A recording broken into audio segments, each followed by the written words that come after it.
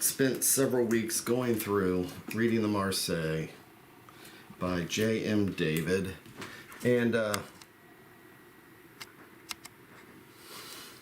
had to jump into a play, and so I need to get back into this book because I am only a little bit more than halfway out of 538 pages. So I did a lot of annotations and stuff like that. So I just figured while I'm going through this again that I would just talk it out loud. I love teaching. It's something I do with my job a lot. So I figured I would talk out loud with this.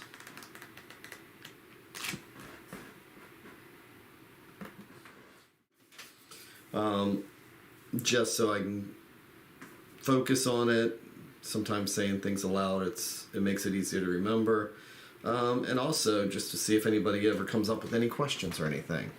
So that's what I am going to do now. So let me get this. Let me make sure I've got the comment section up and running.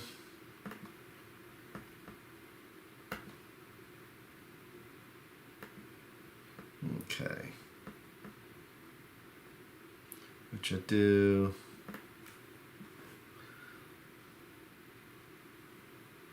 For Facebook, any comments or any questions are live on Facebook.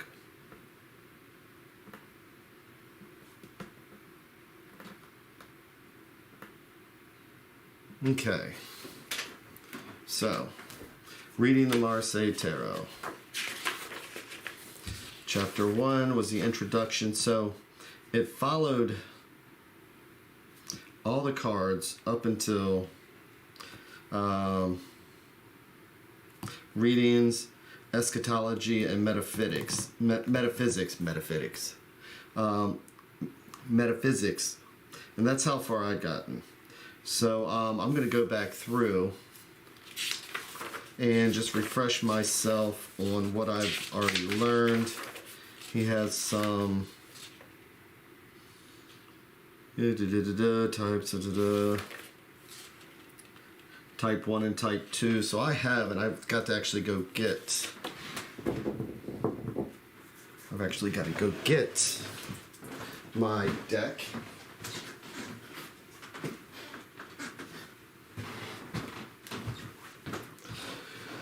So what he does in this book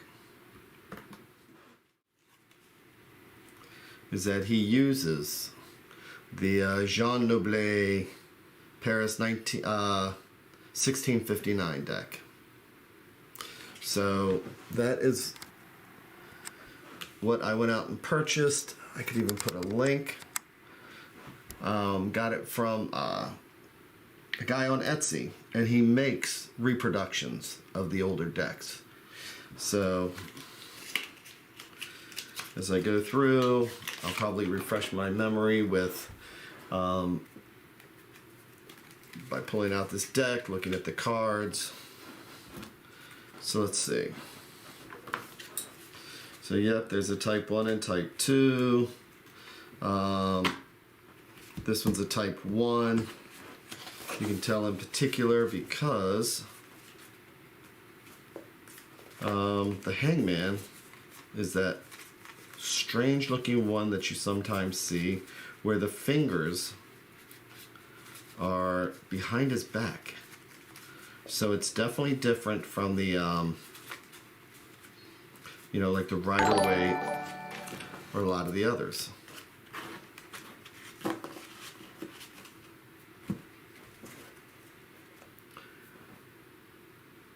So as you can see here, the hands dangling. So there's quite a few differences, but this is the deck that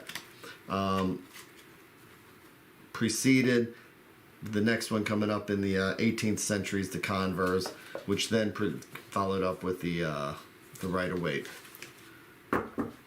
So The 1710 dottle is the TDM1 variety. The 1760s Converse is the TDM2. Okay. So again, let's look at the top of the card. Note the difference in the fabric that depicted on the roof of the TDM1 dottle. They remind me of the bottom of the Roman blinds, quite distinct from the pull-away curtains. So yeah, right now he's just showing some differences in the early decks. The TDM1 and the TDM2, which is the Converse. I use the Converse deck a lot. You can see it's a lot, it's not as clean of a deck because these woodcuts really are, you know, it's not easy to, you know, I guess do the woodcuts. I certainly couldn't do it.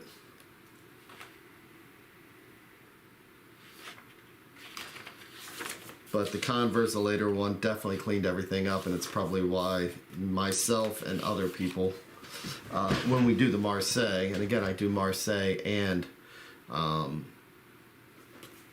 the Rider-Waite. Let me do something here, make sure there's no comments. Good. I do both of them. Let me make sure there is no comments coming up. I'm going to pull it up on Facebook on my phone also. Stress is bad for your health. You should minimize it. Oh God, I'm stressing. Oh, okay. That's a friend of mine. So. Health, you should minimize it. Oh God. Well, let's turn that off. Okay. Let's go to the comments. And ta-da. Okay. No comments. Okay. So as I'm going through, it's grouping the études or the trumps. Looking at the sequence, does it seem to make sense? Are there kinds of cards at the beginning of the series? So looking at the trumps that seem to be more or less naturally grouped cards towards the end that appear to be likewise to my eyes. For example, okay, the former, and I'm just reading what I have highlighted. To my eyes. So looking at the sequence, okay, so it's talking about the majors, the trumps. So to my eyes, for example, the former is that the Papist, Empress, Emperor, and Pope, all figures of worldly power, are there as a bunch and not disturbed. Similarly for the celestial bodies near the end. So yeah, I mean, that is something I'd noticed before anyway. Looking at the sequence doesn't make sense. Are there kinds of cards at the beginning of the series that seem to be more or less naturally grouped? The cards towards the end that appear likewise bear the similar groupings. He also goes into the importance of which way somebody is staring and as you're reading the cards. And it's interesting because with the Rider-Waite, you know, you look at a lot of these cards and the kings, they're staring right at you. But with the Rider-Waite, there is, I mean, with the Marseille, there's only two that are staring directly at you. It's the Justice and I don't remember the other one. But they're just staring straight ahead at you. So let's see, Le Battleur.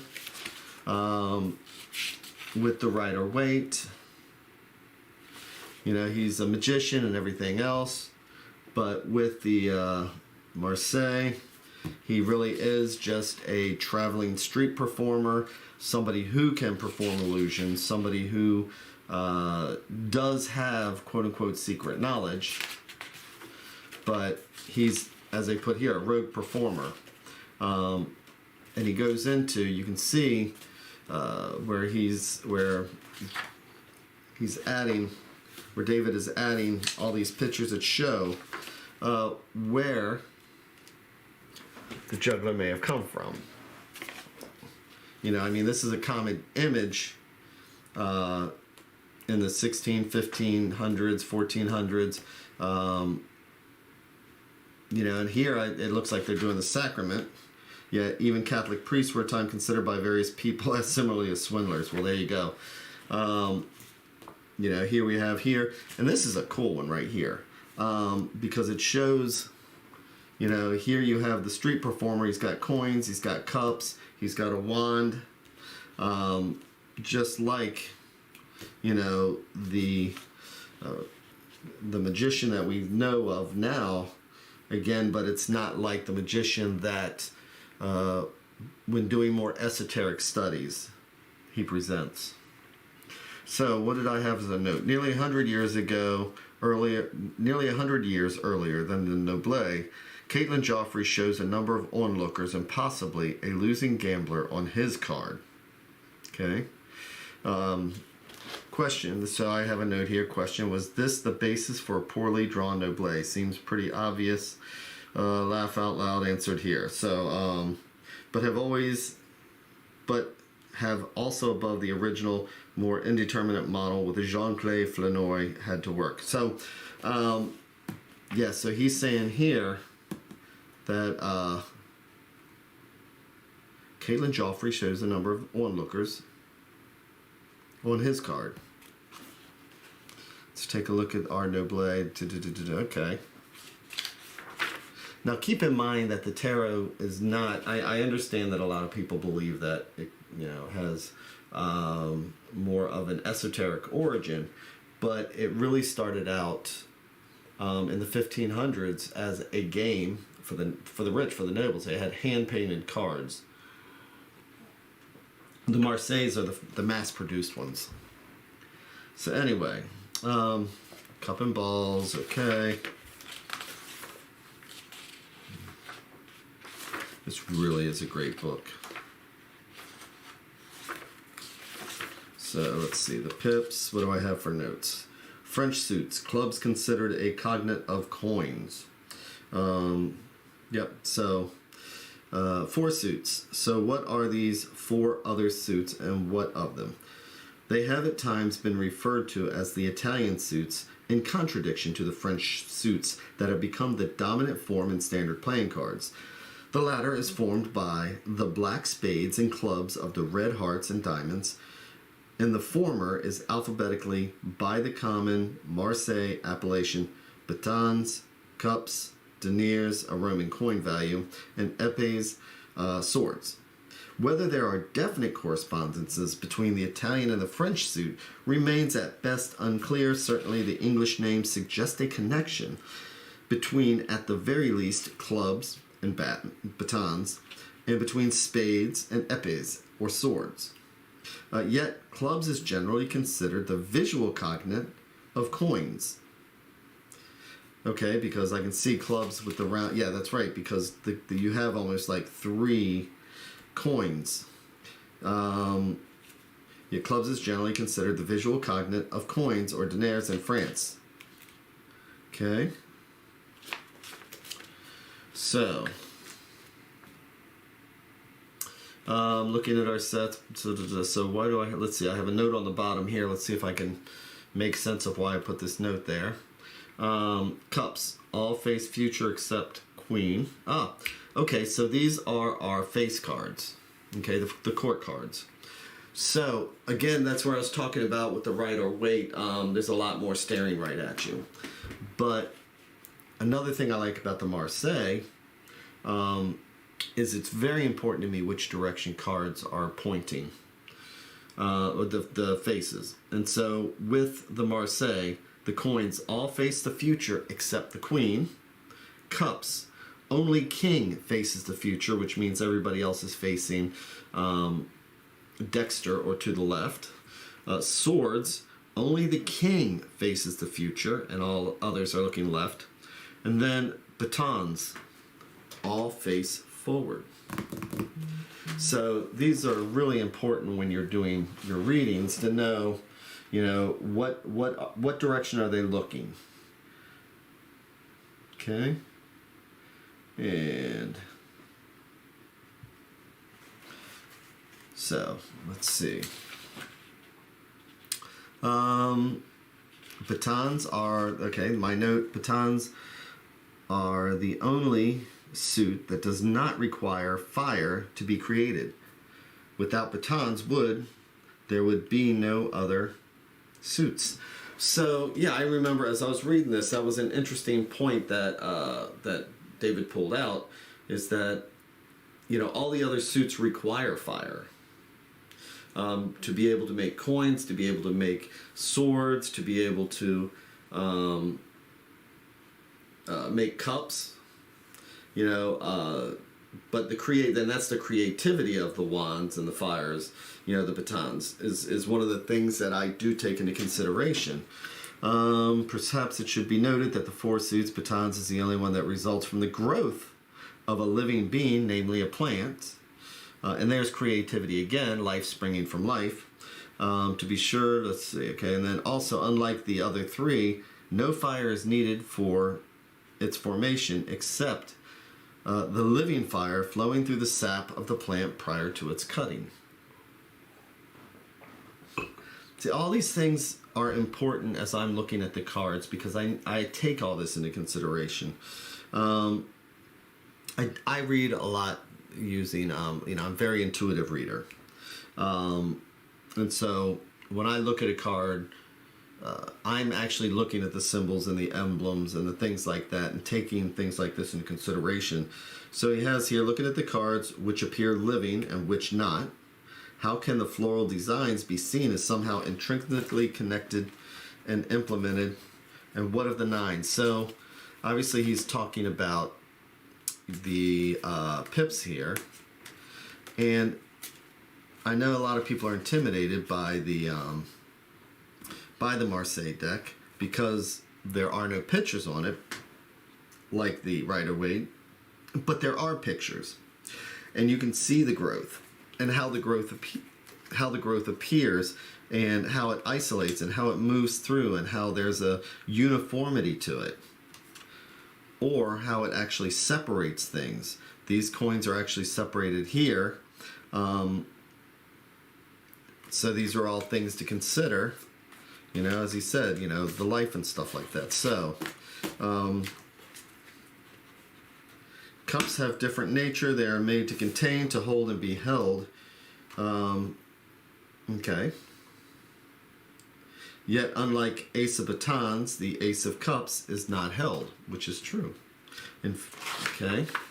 So, baton natural. So that's my note on there.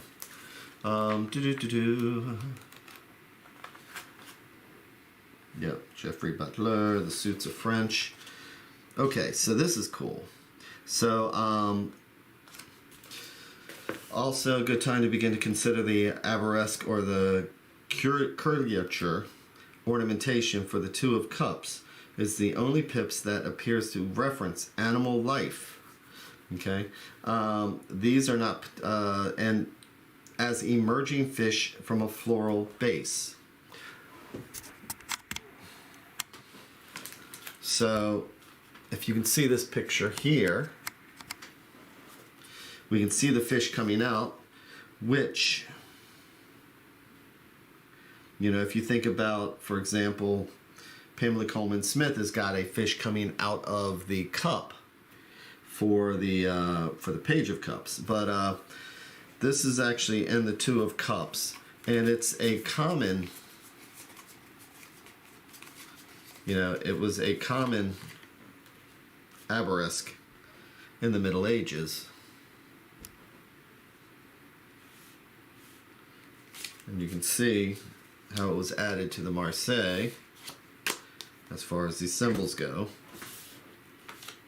Again, as I'm reading, I want to know the history, what the original readers, the people that said, hey, I can either roll dice and I can read the numbers on that, I can read bones. Look at this deck of cards. They look magical. Let me try reading them. And they would read them intuitively. So I want to know the history of what they saw and how it would have reflected to them. Here's another one where we can see the two fish.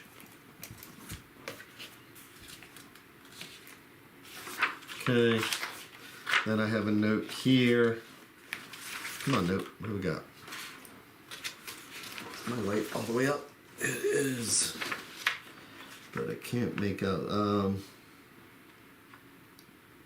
Swords point down. So this is an interesting thing. which direction should swords point? And I tried doing some research on that and never quite established which direction, because, for example, with the Converse deck, when the swords came across from Arabia, when the pips did, they originally had handles on them. But as they moved along in creating the swords, they lost their handles. And so the question really is, what direction are they pointing? So the odd ones, are the swords supposed to come down? Are they supposed to go up? And he shows a lot of historical basis. You may also have noticed that I ensure that all the odd number cards online have their points down. Today, we are no longer accustomed to viewing the sword in imagery. If you go back and observe the two swords on the petroglyph previously shown, you'll note that they have their points down, as do all images I have seen from the period, unless the sword is held in hand. So, yeah, he's just referring to this picture here. There's two swords here. But that's right. And it's hard for me to get it out of my head that the swords are pointing down. When they're pointing up, that means they're ready for battle. And that's how our culture sees it. And sometimes we have to change our... we need to reflect on what other people expect to see. When we're explaining something, they don't know what the historical reference is. So there's a cultural basis that needs to be taken into consideration whenever doing a reading. Okay. So, and of course he's got another picture. For swords in particular, it may be worth to have another look at the exercise given earlier, whereby the sequence is looked at. Note that the circles are produced from the stylized scimitars in one card visually connecting the next. So, when I actually pulled out all my cards to do this, but it's interesting to note that on the Marseille style, see the circles?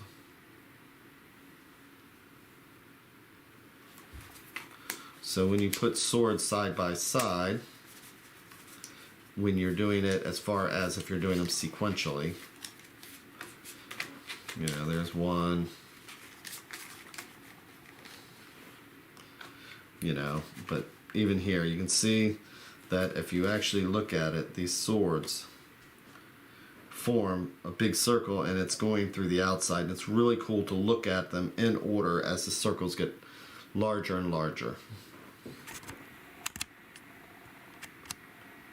I'm glad I'm kind of going back through this.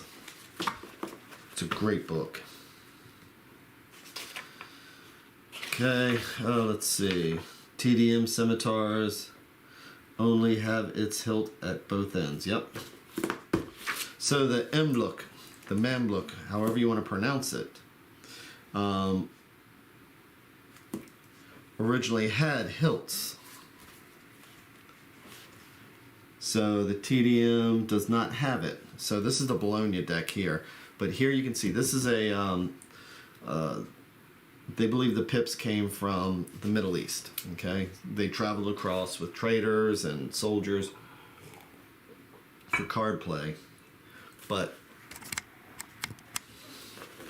you can see that this actually has a hilt, so you can see which direction this card goes. Am I catching that right?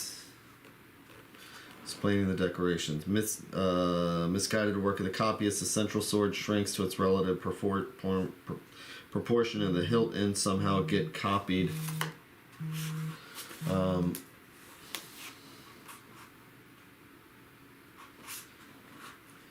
So is this showing me... Well, I'm not going to read the whole thing, but The Bologna deck is a design clearly marked the right hand. Let's see. Sorry, let me pull this back up. Okay. So that's the basic gist I just need to remember. Is that used to have hilts, doesn't have hilts anymore. Great.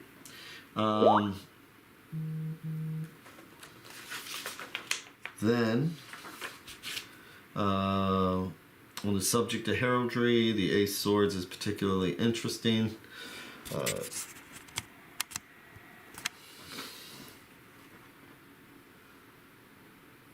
Neither royalty nor ducal, as it may be from the Marquis. Okay, so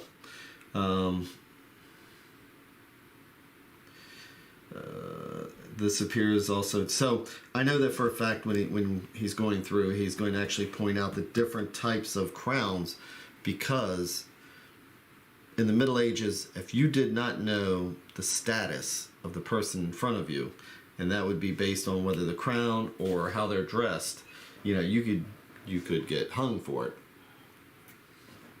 if you did not give the appropriate greeting. So he's going to go into that further on. From his crown emerges two different plants. Okay, Ace crown was for a marquis, and in them is a laurel and a palm. Okay.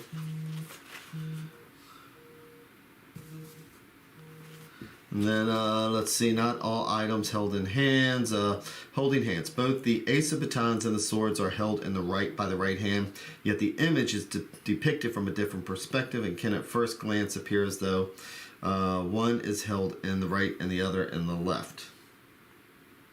Okay? And I even have a pretty little picture. So, again, unless you have the Noble, let's see. Both in right hand, different perspective. Oh, okay, so all he's saying here is that, you know, if you're looking this way here, you know, it's in the right hand from here when you're looking at the swords, but it's a different perspective from somebody holding it like this.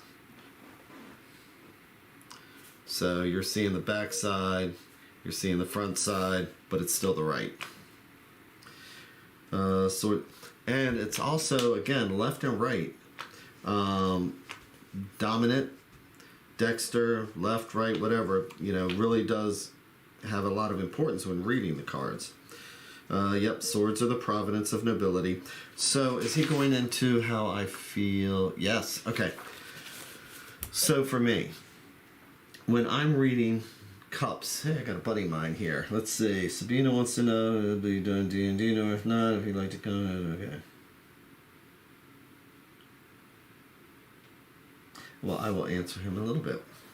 Okay, so when I read, I know that a lot of people, and I do too, but the different suits have different elements tied to them. So the swords are considered the suit of air, the suit of knowledge.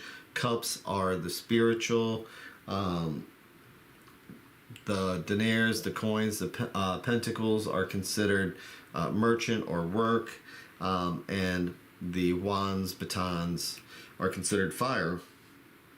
But one thing that he brings up here that I really, really just related to is that each one of these actually is a class. So swords would be held by the nobility, by the people that are in charge. Pure and simple, in a modern day equivalent, the nobility can perhaps be considered those involved in legislative power and its representative and employees. So when I see the King of Swords now, you know, I'm thinking that this is somebody who is legislative power, somebody who in our lives would be the owner of a company, things like that. Then you have the merchants, and the merchants are the people who are just that. They are the store owners. They're the ones who, well, as he says, we're the merchants. I would suggest also the guilds of various craft who are distinguished from the land tillers. And peasants, in modern terms, they were the level of industry has become so prominent it may be difficult to also differentiate between these and those formerly considered of the peasant class.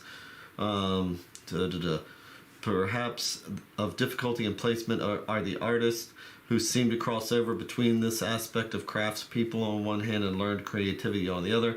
In modern times, these are not only bankers and those directly involved in the financial markets, but also those involved in retail, transportation, distribution of goods, and most professions dealing with crafting and movement of richly gadget in our richly gadget-ridden society.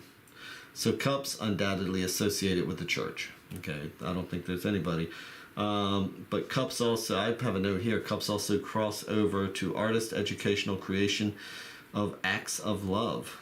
Okay. Religious and spiritual and artistic spheres seem to be relatively easy brought to the modern era in similar tones, including here authors of various kinds, whether by works of pen or of brush. And finally, the batons. And the batons would be the lower classes. So the working man. It doesn't make anybody, I welded. I was a welder. I was a fence builder. I was good at what I did. It didn't make a person more or less better, worse, based on what the job they were doing. It's just a different type. So if I'm seeing batons, I am seeing somebody who works with their hands. It could be somebody who, which is an artist, which is somebody that creates. So in here he's saying, finally, let's see, batons can be associated not only with peasants who work the land, but also vagabonds and beggars. The latter two far more common than contemporary experience. It may be worth reflecting on how we likely each other involved. So, yeah, so I basically see the swords, if I'm looking at class, that's going to be the thinkers, the leaders, the people that actually run whatever an organization is. The cups are going to be the spiritual class. It's going to be the priests. It's going to be any acts that deal with love and kindness, which, like I said, it can cross over into art. Then you have the merchants with the coins. And I know we associate that with earth, but keep in mind that the merchants were also the landowners, who would be tilling the land and things like that. So they were creating, they would take one coin and make it into 2 coins. They'd make 2 coins and they would make those grow. They would have their crops doing the same thing. And then finally, the batons, the wands, and that is, when I'm looking at that, again, it's like, it is fire, it's energy, it's creative people who are doing stuff with their hands, who are just really just kind of down to earth in my thoughts as I'm reading the cards. So, he's going on, personally, I tend to look at cards as neither upright nor reversed, but rather see them as though looking at the ceiling painting of Renaissance artwork. So when he's looking at a card, he's not concerned, and so I have decks, and generally Marseille decks, where I don't read them reversed. My Rider-Waite, I've got one deck of Rider-Waite that I don't read reverse, another deck that I do. I have some softer decks that I definitely read with reversals. So I just swap back and forth personally. And let's see. Okay, so let's jumping into the Papists. So yeah, so essentially though with the Magician, he's just covering the fact that these were street performers. These were people. Again, the game of trumps actually is each one of these, even though originally the trump cards were not numbered, people would know that, a magician was a street performer. It was not a professional. It could be somebody who was a shyster, le battleur, a con man. And so he's the first card, and anything above that is going to be a higher card in the game. So again, when reflecting on the magician, it's somebody who can be an illusionist, somebody who does have knowledge, somebody who can present things, but don't be deceived by what you see. And then he goes into the papist, the high priestess, and then he goes into papist is Mary, an allegory of the church, which could not be dismissed as we shall return. Okay, so he goes into, is it possibly the papist possibly in the deck considered Mary?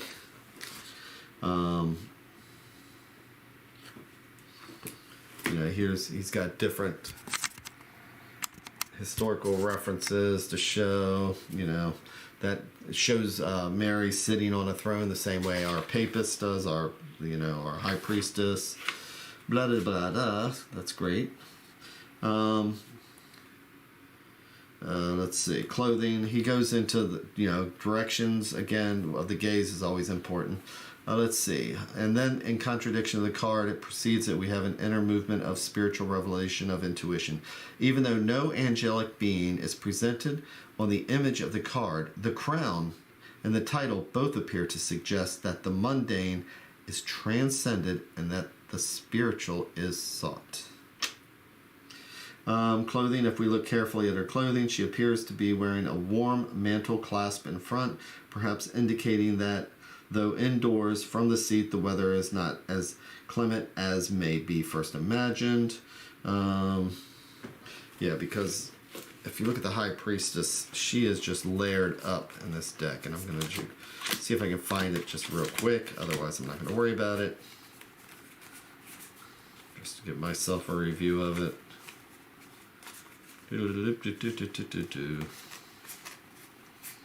Oh, it was Temperance is the other card that's staring straight at you. Le Papist. Look at all that clothing. Man, she is a set camper as far as clothes go. So yeah, she is all decked out. And also begs the question is part of this also a chair? You almost see, but as things move along, it's like the game of telephone where one thing becomes the next becomes the next. So, hey, Mike. Yeah, so I am just going through the book. Ever since I did King Lear, I have not gone back into this book. So I figured I would go in here and talking out loud. Actually, since this is how I do it at work with teaching, I figured I would just do the same thing here. So, look at her skirt. Looks like a mosaic, which is what we looked at. Where is her right hand? Good question.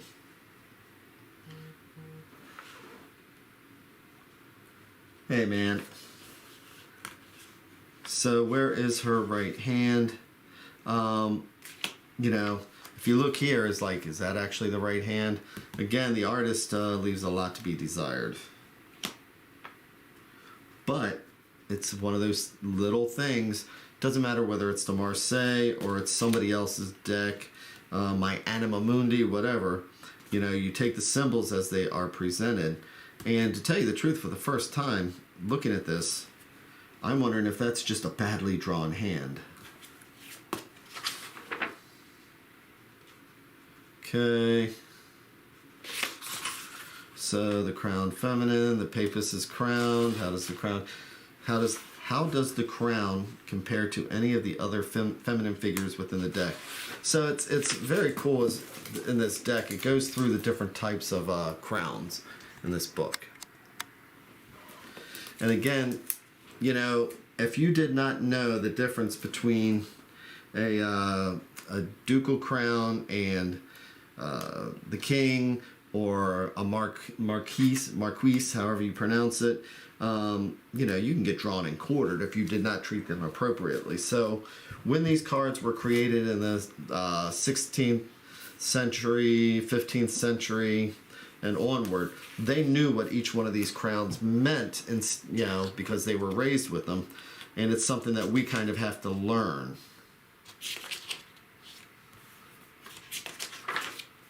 So let's see. Then it moves into number 3, the Empress. Okay. What do I have for a note? Rare for pictures in this time for the subject to look directly at you. Okay, so it's the Empress. I was trying to remember which ones look directly at you. Again, with the Marseille, very few of them do. And so when they do, it's very important.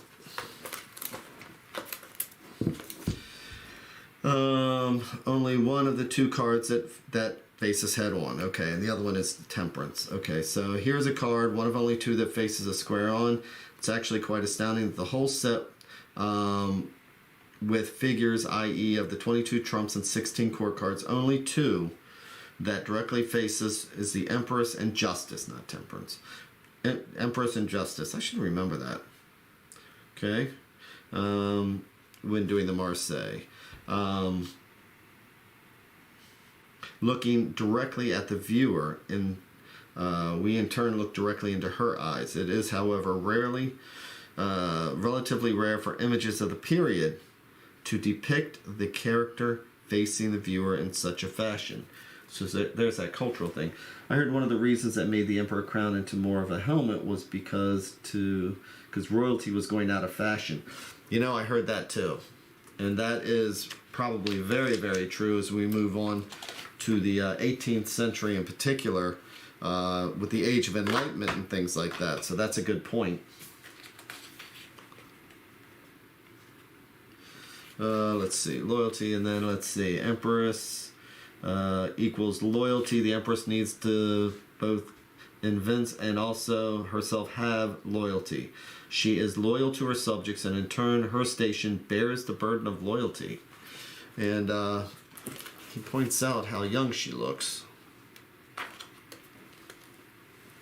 which makes sense, okay? Because, a lot of times when there are arranged marriages,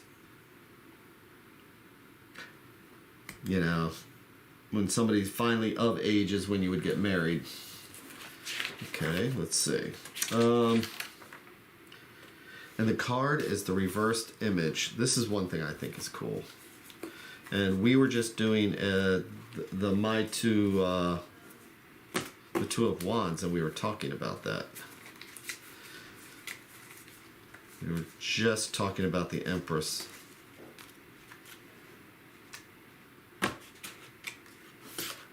And here's where he talks about it's a mirror image.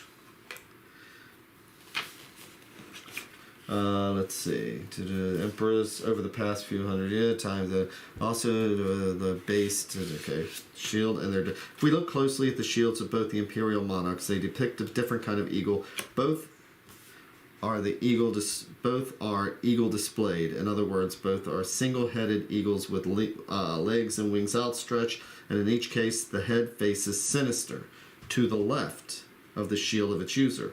This should perhaps alert us that the woodblock has been made as a reverse image of an original, for the eagle is normally depicted facing Dexter, to the right. That's right. Okay.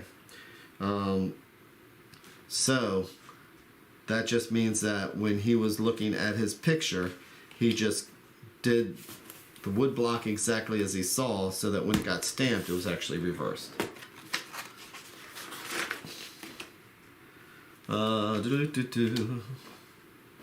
The Empress, being young and a beauty, works well with her later being associated with Venus, the goddess of love. That is very true also.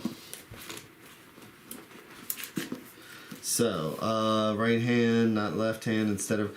Okay, I didn't mark that, but in addition, we normally would expect the scepter of the office to be held with the right hand, not the left hand, and instead reasonably expect the shield to be left-handed.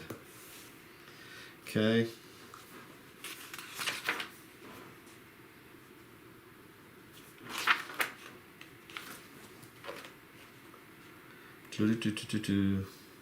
So this is a comparison between the Empress and the Emperors. Not only are the shapes of the shields distinct and are raised from a heraldic perspective, the Empress has its wings raised. The Empress has its wings inverted. Inverted.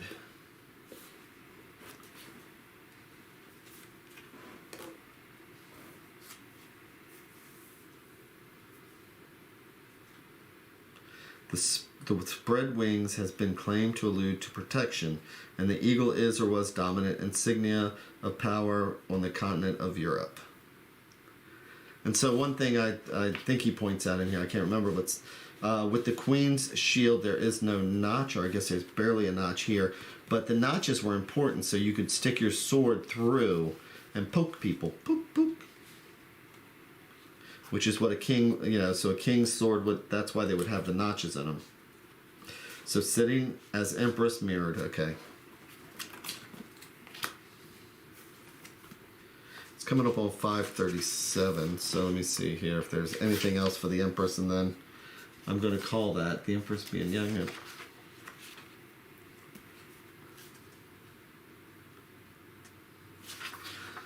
Let's see. A sleeve to put an arm through. So, what do I do with that Empress? Okay.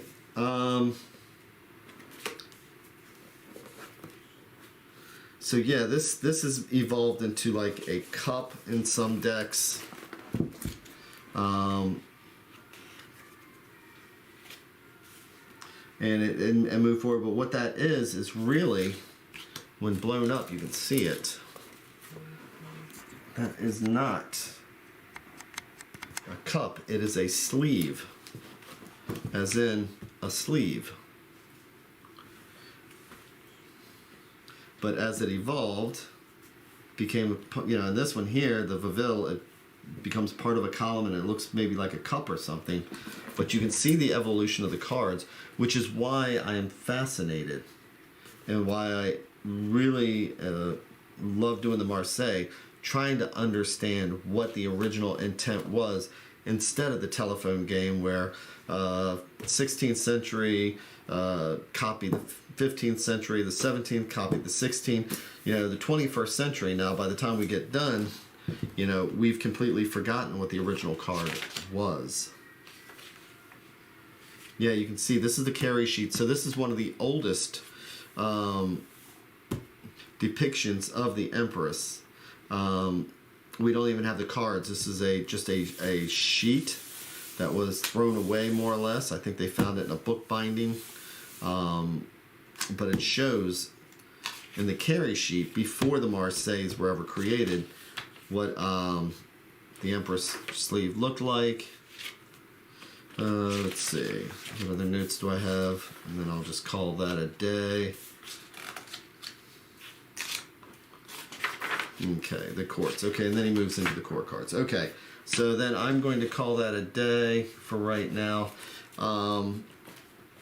I need to finish, like I said, I just want to go through and refresh myself so that after doing the play that I was in, I have not touched this book, so it's been a couple months. And I need to jump back into this. So, nobody may ever see this. I dig the bonus info we didn't get in our earlier chat. I know, I really was not that prepared, man. For some reason, I thought that we were doing it later. So, I'm admitting to the world that was my bad. Yeah.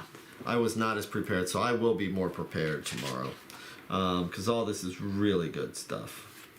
So, with that, I am signing off, and Michael, I will talk to you later. And let me notate where I'm at. Okay, come on. And with that, I'm out of here. And this is a great book. Again, I can't recommend it enough. It's good to understand how things started, what they originally meant, and then see what the people who interpreted, the other people's who's interpreted, what their interpretations of the interpretation was. So, all right, thanks.